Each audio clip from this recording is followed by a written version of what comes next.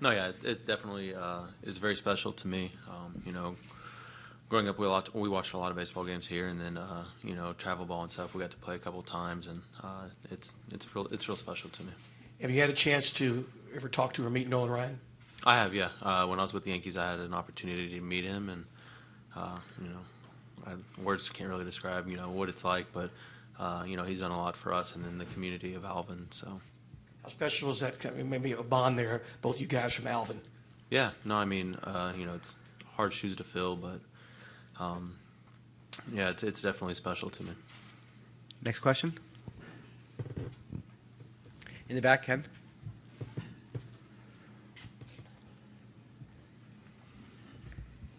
Hey, Nate. Wondering if you've been informed or seen Alex Bregman's video on Instagram. No, I don't have any of the social media or anything like that. The guys have told me about it. I think it's home run clips, right? Something like that. Yeah. So, I mean, I'm aware of it. Does it impact you at all? Motivate you, or no? I mean, I still have a job to do. I got to go out there and pitch my game tomorrow, and I can't have any distractions. Next question. Alex in the middle. In terms of where you're at in executing your pitches and kind of how what you're trying to do to attack the strike zone, how different do you feel now? How different is your plan of attack now versus where it was when you did face the Astros earlier in the year? I mean, I feel like I'm a completely different pitcher then. I'm attacking a lot differently, so I'm gonna try and keep that same approach the way I've been attacking hitters now and moving forward. So I mean, they have a lot of aggressive guys in the lineup. They swing early in the counts.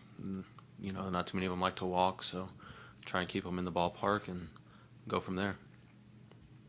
Next question. Tyler. Nathan, you've always had such a great fastball. It's kind of been a calling card for you, but a lot more cutters lately. How has that pitch helped overall, and has it helped your fastball in any way? Yeah, I mean, I definitely feel like it's gotten the hitters off of my fastball, and then it's allowed me to get some earlier contact and go deeper into the games, and not have to be so perfect with my fastball, and I'm able to mix in other pitches along with that, and kind of go from there. Right here in the front on the right. Nathan, the last time you took the ball, similar circumstances, 1-1 in the series in a road game in what figures to be a great environment. Just mentally, how do you prepare to approach what is probably going to be a hostile crowd here, a loud crowd that's really going to be into it tomorrow night? Yeah, I mean, pitching out there in Yankee Stadium, they're a loud crowd as well, and I feel like if I go out there and do my job, attack the zone, get that first pitch strike, not give up any free bases, no walks, things like that, I feel like that'll keep the crowd out of it a little bit. But I mean, I know they're going to be loud here, and I feel like with the roof closed and stuff, it gets even louder. So, I'm definitely looking forward to it. Pitching in this circumstance. But I mean, just try and dictate the counts and stay in control. Next question. Over here, in the front. Two of the catchers that you guys are working with, they're Latinos, Vasquez and Sandeleon. Can you tell us a little bit about them? Yeah, I mean, they've both been amazing for us this year. I enjoy working with both of them. I'm not sure who's going to be behind the plate tomorrow yet, but I mean, it doesn't matter to me. I feel really confident throwing to both of them, and I mean, I feel like we're all on the same game plan of how we want to attack the hitters now. Alex, again, in the back. Two separate questions. First, do you have any specific games that stand out that you attended here when you were growing up? And the second one is, what was the level of concern like for Chris Sale, and how much relief was there when word came out that he was released from the hospital? So growing up, we had it was a pretty big tournament for us in high school, and it was the final teams got to play here in Minute Maid, and I got to start that game, and I'd thrown 3 innings, so that game was special to me. Growing up here, and then for Sale, I mean, we were all pretty surprised, when we found out the news, and I mean, I've heard nothing but good things about him now, so I mean, I think he's expected to join the team tonight. So, Tyler. Nathan, again about Alvin, what kind of presence was Nolan's legacy there as you were growing up, and what is it like pitching when he's right behind the plate and as he seems to sit back there quite a bit? Do you block that out or do you look out? Yeah, I mean, I don't really notice him in the stands. I don't really notice, people in particular in the stands. I'm so focused on the game, right? Locking in on the catcher and things like that. And I feel like that would take my attention away from everything if I'm kind of scanning the crowds and stuff. But the impact he had on the community of Alvin, I mean, it's amazing. I remember growing up and going into like the local McDonald's, and we got there's no Ryan baseball bats, him in the fight with Ventura, baseballs everywhere. We got the Nolan Ryan Expressway out here, so I mean he definitely impacted the community a lot. No, unfortunately I didn't. They told me Yeah, the no. Rice people thought you did. No, it wasn't a Rice sign. It's just something me and Petey kind of have, that we do together. So, it wasn't an Al sign, but just something me and Petey have been doing for a little while. And, I was talking to him before the at-bat and, told him I was going to try to hit a homer, and he said, you better. So, he got pretty fired up in the dugout, so we were just kind of giving that signal back and forth to each other. How cool is it for you to be back here in this situation? Oh, it's awesome. It's awesome. I always love coming back to Houston. I got a lot of friends in the area. Obviously, went to school here for a year and, made some of my closest friends, still to this day playing for Rice. So, a good opportunity for me to come down here and play. And every time I come down to Houston, I enjoy it. Family and friends get to come. And, it just feels like being home. Far left, Dan. Question for both of you. How much confidence did going to New York and winning twice there on the road give you guys coming into this situation here? You want me to go? Yeah. All right, I'll go first. Benny's the man of few words. I mean, I think that was huge for our confidence. I mean, I think we knew, the whole year that we were a good team. But going to New York, tied 1-1 into an environment like that, with a very good Yankee team, to be able to do what we did and win 2 there was, I think, huge for us moving forward. And we know that this place is going to be loud and nuts. And, I think that just kind of, helps us, get up and get ready for the game. And I think we're excited and up for the challenge. Pretty much what Brock said. It's a fun place to play. It's going to be warmer than in Boston, so that's always a positive. And like Brock said, I think everybody pretty much enjoys coming here and playing. It's a cool stadium. The environment's, looking back on last year, it was a fun place. So definitely looking forward to these next 3 games. Next question, Sean, in the middle. For either one of you, how much better do you feel about where you are as a team, depth, talent, approach, all those things, compared to the playoff meeting here when you came in and lost 2 games pretty lopsided? Here we go. Yeah, you go first this time. I mean, it's a completely different team, I think, this year. Obviously, a lot of the same guys, a couple new ones, but we this entire season we had a pretty good year, and we never really had too many highs, too many lows, and we always stayed pretty even keeled. And I think and we stayed pretty relaxed regardless of the situation. So I don't know. It's been a fun year. It's a fun team. So I think we're more prepared this year, and I think it showed a little bit. You want me to answer that too, or? I mean, I think obviously we got a lot of same guys, but a lot of the same guys with a lot more experience, in this situation, and being the second round now, the ALCS as opposed to the ALDS, we got that monkey off our backs and won that first series, and I think that kind of gave everyone in this clubhouse confidence, and moving forward, and I think everyone believes that we're good and that we can do this thing. So, I think as a whole, there's just a lot more confidence, coming in here this time. Down here on the right.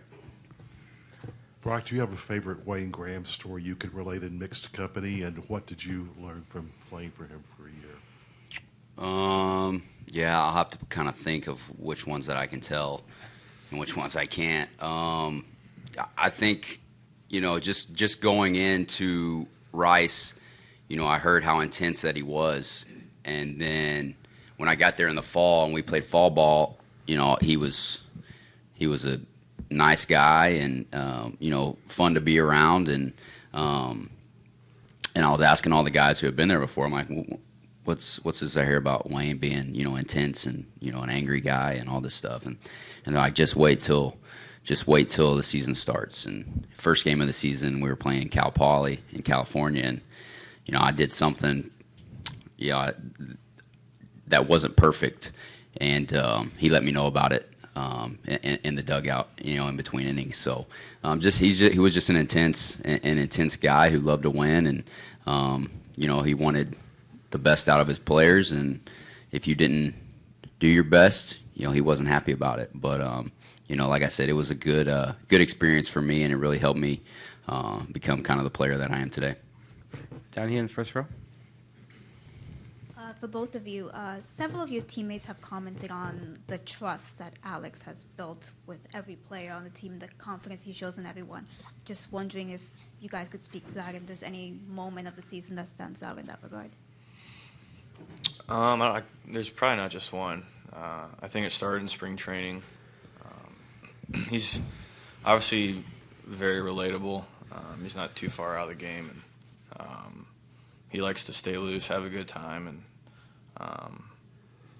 he'll come in and hang out with us and just sit down and watch football. Like yesterday, Sunday was gone, we were just watching football, and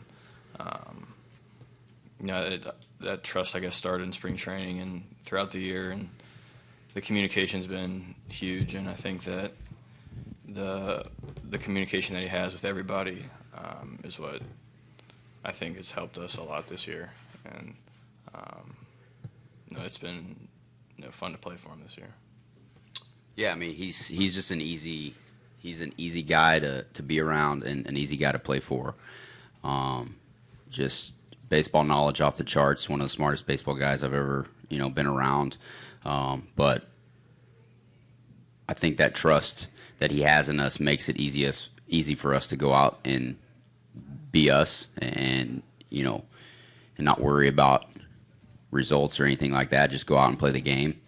And he kind of gives us that feeling before every game. And I think it started in spring training, just with actually probably right when he got the job, calling everybody, meeting everybody, where they, flying around the country, meeting them where they live, and taking them to dinner and telling them what, he expects out of us. And, like I said, he's an easy guy to play for, and someone that we want to do really well for. Peter. Andrew, how much do you think your personality lends itself to the game of baseball, kind of staying even-keeled? And Brock, have you done anything to try to change that? How is what? I'm sorry, can you repeat that? How is your personality kind of conducive to baseball? Kind of staying on an even keel for 162. And Yeah. Has Brock done anything to try to change that? He can try. No, but I don't know. I just try to stay the same attitude. It's obviously a long season.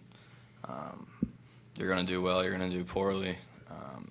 And I think regardless, you got to have the same attitude. And, when you let your emotions take over, I think that it can affect your game. So I try to do that as little as possible. Yeah, I'm not going to change who he is. I mean, he is who he is, and that's why he's been so successful. And I think when you watch him on the field, you don't realize if he's in a slump or if he's because at times he's one of the best hitters in baseball, best offensive players, good on defense, and you can't tell the difference. And I think that's why he's so consistent. So I'm not going to try to mess with that, but Kevin makes me come to press conferences with him so that I can help him answer the questions. He gets a little shy around all these cameras, so that's why I'm here. On the left. Good afternoon to both of you. Do you think the Astros are the toughest team? They're the world champions. They're defending the American League. Do you think it's the toughest team in the Major League Baseball? Besides the Boston Red Sox, yes, but we can't play them. No, the Houston Astros are. I feel like these two teams are the best in baseball. Obviously, they're the defending champs. We did what we did in the regular season, but they're the champs. So they're the ones everyone's chasing, and they're solid 1 through 25 as far as their roster goes. I mean, their starting pitching is unbelievable. Offensively, they scored the most runs in baseball. Defensively, and their bullpen. So, we knew, when we beat the Yankees, we knew that we had a tough task ahead of us. I mean, they're, like you said, they're the champs, and they're the team everyone's gunning for. But we're confident in the guys that we have, and I think these past two games have kind of showed that it should be a back and forth type series. Next question, Scott. You two spoke of Alex Cora a minute ago. I wonder, what about the contributions of the new bench coach, Ron Renicky, and also can you speak to the dynamic between Ron and Alex? Yeah, Ron. He's been awesome. I think that he probably doesn't, at least my perspective, he doesn't get too much attention. But he's obviously been around the game a really long time, and he picks up things that a lot of people wouldn't see, and he's done a lot this year that a lot of people don't really realize. So having him there in the dugout, obviously with the other coaches, it's been fun this year. We've definitely learned a lot, and look forward to continuing learning. Straight back on the right. Yeah, Andrew, you hit most of your home runs in the first half, but Alex has talked about how he really liked your approach to opposite field in the second half. How do you think you've kind of changed as a hitter this year, and what do you make of your second half performance? Yeah, I hit like 2 homers in the second half. I don't know. It just, I guess, wasn't in the cards to hit home runs the second half. But I think overall, I became a better hitter this year, using the whole field. I don't really care about home runs, honestly. I'm not going to be a big home run hitter. I think everything else improved compared to last year, except the home run numbers. So it is what it is, and I think I'd much rather take a higher average with less homers than more home runs and a lower average, because that's the kind of player I am. I mean, I'm not going to go out and hit 30 or 40. So I know who I am as a player, and I think this year has been a big step for me compared to last year. So it's definitely something to build on. Okay, going to take 1 or 2 more in the back on the left. For both of you guys, since Nate has been acquired, we've kind of seen him just, extremely even-keeled, kind of unfazed by anything. Have you seen any kind of examples of him, not breaking from that? I haven't. He's been great since we acquired him. He was big for us down the stretch, and just a guy that we have all the confidence in the world whenever he's on the mound. I mean, the stuff that he has is top notch. I mean, there's not many guys who can throw a baseball like he can. So, but yeah, he's a lot like Andrew in the fact that you're not going to see him too rattled. So, we feel pretty confident. Obviously, what he did in the ALDS. We feel pretty confident with him getting the ball tomorrow. Anything else for these guys? One more down here on the front.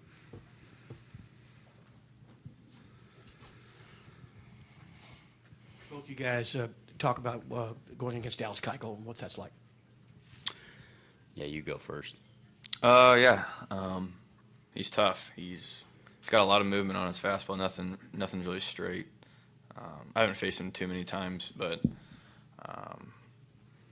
obviously he's very good. He keeps the ball down in the zone and gets a lot of ground balls. So it's always a fun challenge to face him. Whenever I think I faced him 2 games, so I don't really know too much, but another Arkansas guy. So it's fun to see that Arkansas, faithful kind of watch this game and kind of us square off. Yeah, I haven't faced him a whole lot either, but he gives you a different look than some of the other guys that they've got. Obviously from the left side, but with the movement that he does, keeps the ball down. Just pitches to contact. He's tough to square up. So as an offense, we got to do a good job of trying to get the ball up a little bit and try to hit his mistakes. He's not a guy who's going to make a lot of them. So he's just one of those guys that he keeps the ball off the barrel, and the more times we can hit his mistakes and hit the ball hard and square it up, the better we're going to be. But he gives the offense a different look as opposed to someone like Verlander or Cole or Morton. So he's a good mix for them, and he's a tough challenge. He's out of the hospital. He'll be here with us tomorrow. Everything is fine, so we'll see how he feels physically, and then after that we'll decide what we're going to do. Is there, in terms of a plan for him, are you going to have him throw tomorrow, or is there a No. anything I in mean, place, or- we need him to get here first and then see how he feels. I mean, this is more than the Red Sox. This is about the individual. So everything I heard, he should be fine, and just a matter of him to show up, and we'll talk to him and see how he feels physically and go from there. Is what he the reason he was hospitalized have anything to do with baseball, or? It's just his stomach. That's it. He felt ill right after the game. Started throwing up, and then he decided to go to the hospital, and that was it. Yeah. So. Was that related to anything he had been taking to pitch or anything like that? Or? No, not that I know. Next question. Yeah, Sean, in the middle. Alex, to what extent do you think some of Kimbrel's control issues are maybe from not being on a regular schedule and getting a lot of work? And obviously you get into the postseason, there's days between series, there's days off. He hadn't pitched since Tuesday. Do you think he's one of those guys that his mechanics are better the more he pitches? I'm not sure. I heard that the whole day today. Everybody was talking about his mechanics and rest, but it is what it is. We got 4 off days in between the regular season and the first series because we finished with the best record, and we're gonna use him in spots that we feel that he's gonna be successful. Yesterday. He fell behind with Gaddis and got him out. Then with Reddick, that was good execution. With George 2-0 fastball right in the middle, we don't want to walk him. He hits the base hit. Altuve gets a slider, check swing. It was a ball, and then put a good swing on it, and then misfire. Yesterday he was misfiring arm side, but we'll see. Hopefully he pitches a lot the next 3 days, and that'll be good news for us. Kenny in the back. Alex, have you heard about this video that Alex Bregman put up on Instagram with the home runs off Eovaldi? I have no idea. No. From Alex? No. I mean, after Judge last round with New York, and now this, do you just view this as the way baseball is evolving, or do you think lines are being crossed here? No. It's we don't know. We don't know about that. We didn't know about Judge, and we don't know about what Alex did. Well, you knew eventually about Judge. Oh yeah, Pedroia told me about it, but he didn't mention it today. So yeah, I gotta tell him about it. I don't know. That's for the players, Like I said a few days ago, if you need motivation in Game 3 of the ALCS, you better check yourself, because you win 3 more games, you go to the show, and that's what should motivate you. Alex has different ways of motivating himself, and whatever. I'll leave it at that. Next question. Right here in the front, on the right. Your pitchers have been very cautious in pitching to Alex Bregman thus far in this series. How has that worked for you, and do you expect that that pattern to continue? I mean, they've been watching a lot of videos of Alex lately, so you got to be very careful. He's staying in the strike zone. He's been swinging the bat well the whole second half, and he's been very disciplined. And we have a game plan. So far, we keep throwing to the edges, and he's not swinging. He's taking his walks, but we'll stay with our game plan. We're still attacking him the way we feel, and I'm not saying so far so good, but there's not too much damage done, from that spot right now. In the back. Alex, en español, sentimientos encontrados, regresar a Houston. You had mixed feelings to coming back to Houston. Not anymore. Yeah, that was in the regular season. Now, it's a great place. It's a great organization. I have a lot of friends over there, but what they want is what I want. This is different. This is playoffs, and for how much, quote unquote, they like me and they care about me. Right now, it's the Red Sox against the Astros. We will always be linked together because it was a special year last year, not only on the field but off the field. But now it's a little bit different. We have a job to do, and they do too. En español. No, no hay sentimientos encontrados. El año pasado fue un año súper especial con ellos. Tengo muchas amistades ahí, gente que de verdad me preocupo por ellos y le tengo mucho cariño, pero ahora pues son situaciones diferentes. Son los Red Sox contra los Astros. Ellos tienen un trabajo que hacer y nosotros también. Estamos jugando por lo mismo. Mi concentración es con los Red Sox y tratar de hacer el trabajo para llegar a la Serie Mundial. Another question here in the front. I'm asking in Spanish. Alex, dos preguntas para ti. La primera, siendo un manager, obviamente que estás con los dos idiomas, tanto el inglés te ayuda a acercarte a tus jugadores americanos, pero el español te ayuda mucho con los latinos que tanto se acomplejan de pronto cuando no hablan el idioma. Y la segunda pregunta, más allá de AJ Hinch versus un Cora, creo que lo importante es resaltar que tú creciendo con el béisbol puertorriqueño le das un toque diferente y una malicia diferente al juego. ¿Cómo describes tú eso? En la parte del español siempre he dicho que lo iba a utilizar para mi ventaja. Muchas veces, bueno, en 27 clubhouse diferentes, pues siempre tiene que haber un intérprete, la mayoría de las veces cuando el dirigente quiere hablar con un jugador latino. Y en mi caso, pues hablo directamente con el jugador y creo que la comunicación es más efectiva.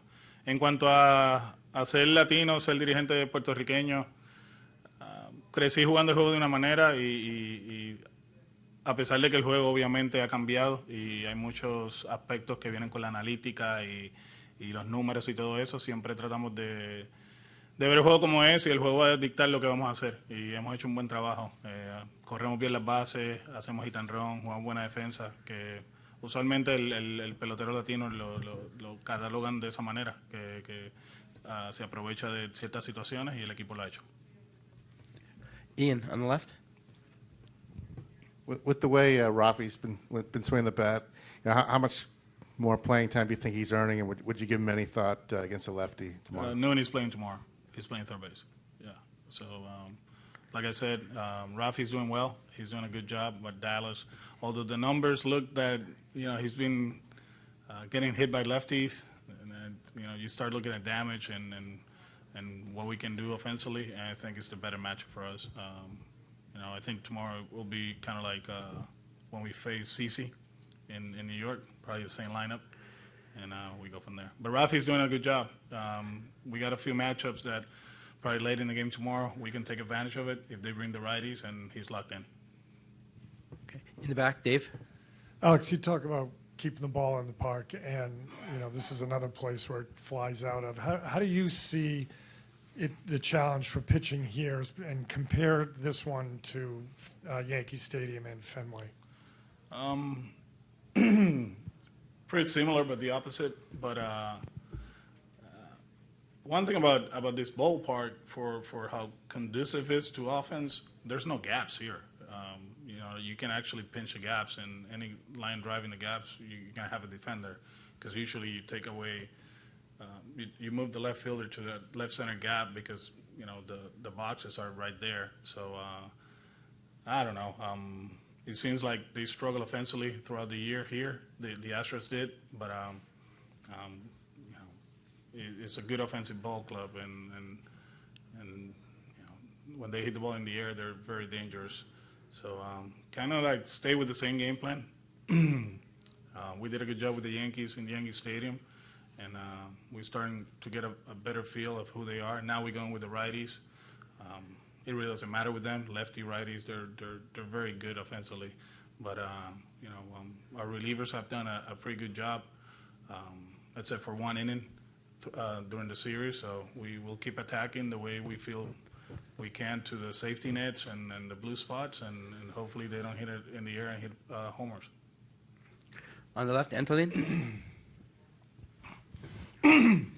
Alex, ¿consideras la experiencia de traslado de AJ Hinch el paso final que te faltaba para llegar a ser dirigente dentro del proceso que viviste? ¿Y cómo ves que esa relación te ayudó? Y dentro de esa misma pregunta, ¿en qué posición ves a Josué Espada, Alex Intrón, que están teniendo esta misma escuela de los Astros? Mike Hazen, cuando me entrevistaron con Arizona, me dijo que debía ser coach.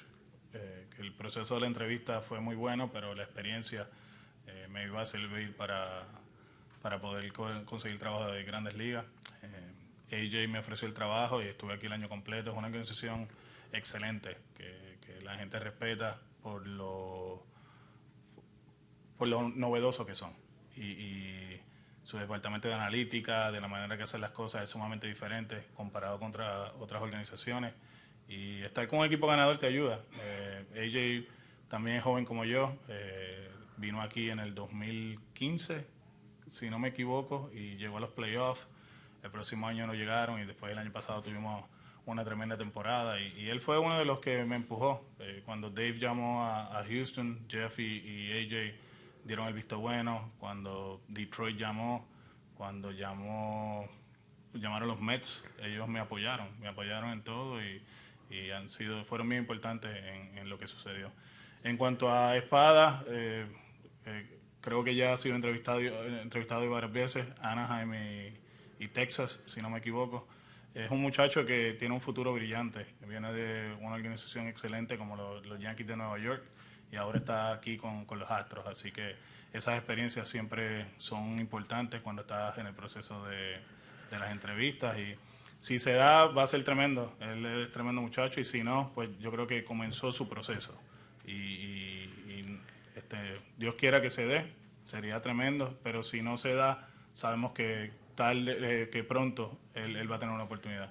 En cuanto a Alex, ese es mi pana, ese es mi hermano, ese es de los míos, y yo sé que poquito a poco se está dando a conocer. Fue de intérprete a coach de primera base en Grandes Ligas en un año, y lo que ellos hacen aquí, Alex tiene mucho que ver. Presta atención a los detalles, siempre está en el juego.